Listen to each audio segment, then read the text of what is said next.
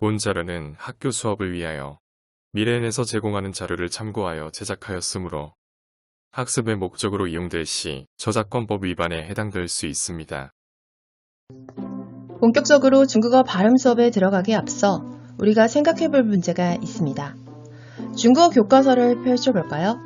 교과서에 한자가 더 많이 보이나요? 아니면 중국어 발음을 표기하는 한어병음이 더 많이 보이나요? 그렇죠. 한어병음이 더 많이 보이죠? 한어병음은 중국어 발음을 표기하기 위한 수단으로 중국어를 배우는 초급자에게 가장 중요하고 또 가장 먼저 익혀야 할 발음 기호입니다. 중국어 발음 기호인 한어병음은 왜 중요할까요? 여러분은 혹시 이 한자를 알고 있나요? 어떤 글자인가요? 중국어는 표의 문자, 즉 뜻글자예요. 그 말인즉슨 한국어나 영어와 달리 한자만 보고는 그 단어를 바로 읽어내기는 힘들어요. 그렇기 때문에 우리는 각각의 한자가 어떻게 발음되는지 일일이 공부해야 돼요. 그렇다면 이 한자를 어떻게 발음하는지 어떻게 알려주면 좋을까요? 직접 말로 알려준다고요? 그것도 좋은 방법이네요. 하지만 각 한자가 어떻게 발음되는지 글로 표현해서 알려주려고 한다면요? 어떻게 하면 좋을까요? 중국인들도 사실 아주 오래전부터 이와 같은 고민을 해왔어요. 아주 오래전에는 이 글자의 발음은 이 글자와 같다 라는 방법을 활용해서 알려줬어요. 근데 여러분 생각해보세요. 여러분이 이 글자를 사전에서 찾아봤더니 이 글자는 이렇게 발음하시면 됩니다 라고 사전에 나와 있어요. 근데 여러분이 이 글자의 발음을 모른다면요? 여러분은 또다시 이 글자를 사전에서 찾아보겠죠. 그랬더니 사전에서는 이 글자는 이 글자처럼 발음하시면 됩니다 라고 나와 있어요. 근데 여러분이 그 또 다른 글자의 발음 또한 알지 못한다면 어떻게 해야 되나요? 다시 또 다른 그 글자의 발음을 사전에서 찾아봐야 되나요? 중국인들도 이 방법의 문제점을 인식하고 다른 여러 가지 발음을 표기하는 방법들을 시도해 왔어요. 현재 중국에서는 문자 교육의 중요성을 인식하고 중국어 발음을 쉽게 학습할 수 있도록 하는 주음부호라는 발음 기호를 개발하여 사용하기 시작했어요. 중국어 기본획을 활용해서 만들었는데 어떤가요? 약간 일본어 느낌이 나기도 하고 외국인들한테는 많이 낯선 부호죠.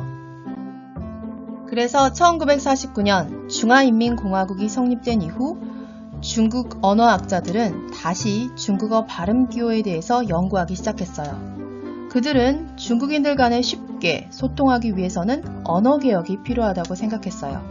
그리고 대외적인 교류를 하기 위해서 외국인들도 중국어를 쉽게 배울 수 있고 중국의 인명과 지명을 쉽게 표기할 수 있는 그런 발음 기호가 필요하다는 생각을 했어요. 그래서 그들이 생각하기에 로마자, 즉 영어 알파벳을 활용해서 중국어 발음 기호를 표기한다면 소수민족은 물론 전 세계의 사람들도 쉽게 중국어를 접근할 수 있을 것이라는 결론에 도달하게 된 거죠.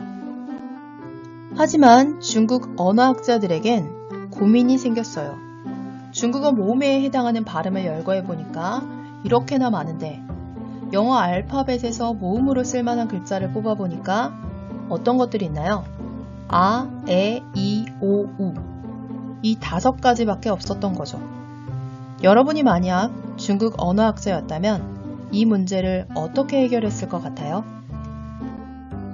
화면 저건으로 좋은 아이디어를 말하고 있는 학생들의 목소리가 들리는 것 같은데요. 맞습니다. 알파벳으로만 표기하기 부족하다면 새로운 글자를 추가해서 만들면 되죠. 그래서 독일 등 유럽 여러 지역에 쓰이고 있는 U 위에 점 2개를 붙인 것을 발음 기호로 가지고 왔습니다. 그런데도 막상 대응하려고 보니까 아직도 발음 기호가 3개 정도는 부족해 보이네요. 그렇다면 또 다른 방법은 없을까요? 맞습니다. 한 알파벳에 2개씩 대응시키면 되겠죠. 그러면 우리가 아는 영어 발음을 기준으로 가장 비슷한 발음과 하나씩 대응시켜 보도록 하겠습니다. 중국 언어학자들도 분명 이런 방식으로 접근했을 거니까요. 중국어에는 라는 발음이 있는데요. 이 발음은 어떤 알파벳으로 표기하면 좋을까요? 네, A로 표기하면 좋겠죠. 중국 발음 중에서 오, 오 이런 발음이 있는데요.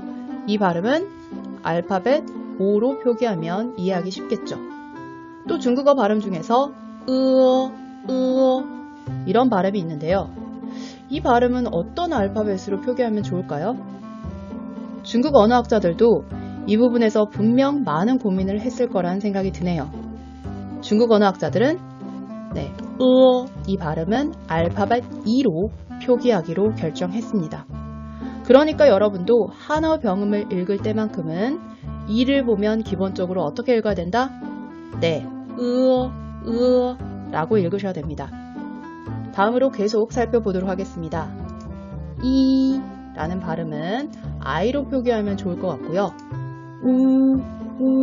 이 발음은 U로 표기하면 좋을 것 같네요. 그리고 중국어에는 이런 발음이 있는데요. 왠지 느낌상 유땡땡으로 표기하는 게 좋을 것 같다는 느낌이 드네요. 그리고도 3개가 남았는데요. 사실 이 3가지 발음은 다른 발음에 비해서 상대적으로 사용 빈도가 낮습니다. 아마도 그래서 중국 언어학자들은 A가 특별한 상황에서만 에로 발음된다. 그리고 E가 특별한 상황에서만 에로 발음된다. 그리고 I가 특별한 경우에만 으로 발음된다 라고 정한 것 같아요. 이 특별한 상황이 무엇인지에 대해서는 다음 시간에 차차 설명드리도록 하겠습니다. 오늘 이 시간에는요, 중국어의 모음의 가장 기본이 되는 중국어의 기본 음모 6개를 함께 배워보도록 하겠습니다.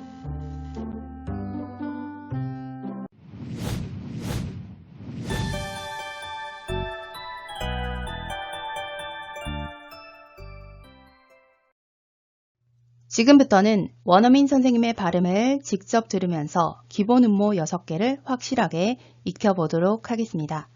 첫 번째 발음입니다. 우리나라 아보다 입을 좀 더 크게 해서 내는 소리인데요. 원어민 선생님의 발음을 들어볼까요?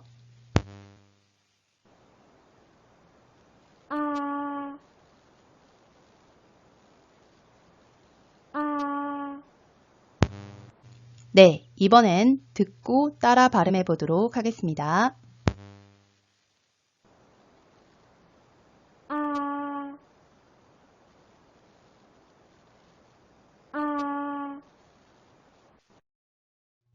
다음 발음입니다.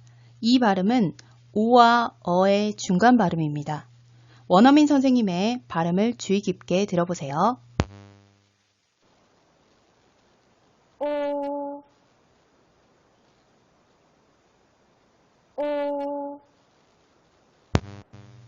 네, 이번엔 잘 듣고 따라 발음해 보도록 하겠습니다.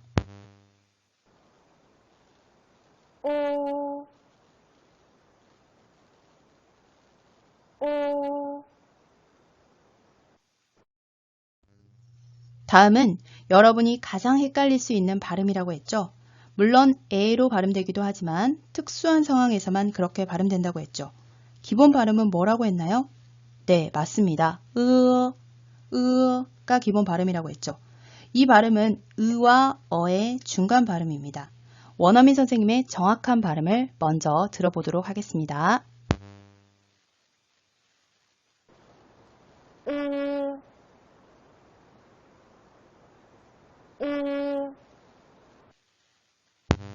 네, 이번에는 잘 듣고 따라 발음해 보도록 하겠습니다.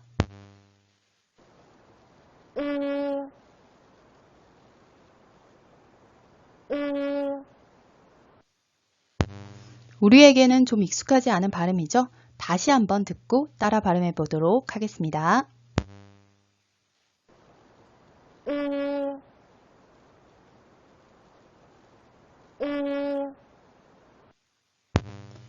오늘 배우는 6가지 발음 중에서 가장 헷갈릴 수 있는 발음입니다. 꼭 기억해 주세요.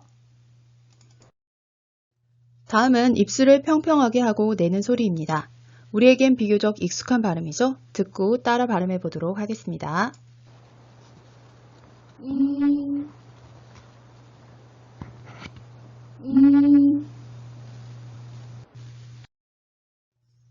다음 발음도 상대적으로 익숙한 발음일 텐데요. 입술을 둥글게 하고 내는 소리입니다. 원어민 선생님의 발음을 잘 듣고 따라 발음해 보도록 하겠습니다.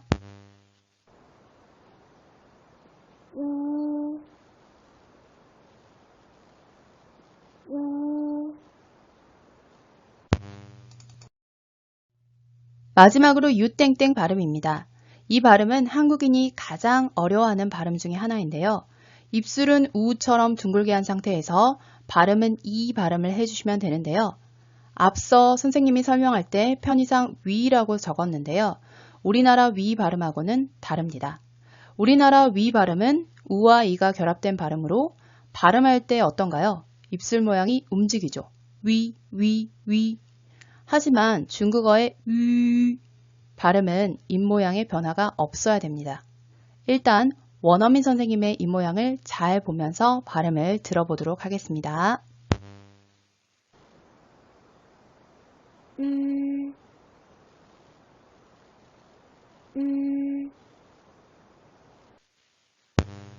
네, 어떤가요? 입모양의 변화가 없죠.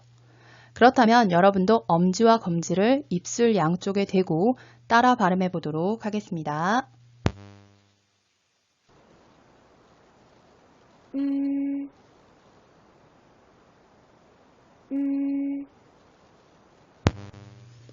어때요? 발음할 때 입술이 움직이던가요?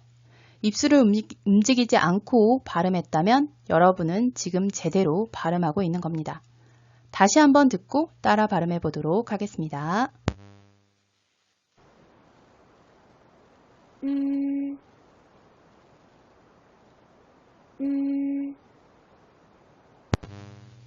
혹시 아직도 좀 어렵게 느껴지시나요? 그렇다면 다시 되감기를 해서 여러 번 반복해서 듣고 따라해 주세요.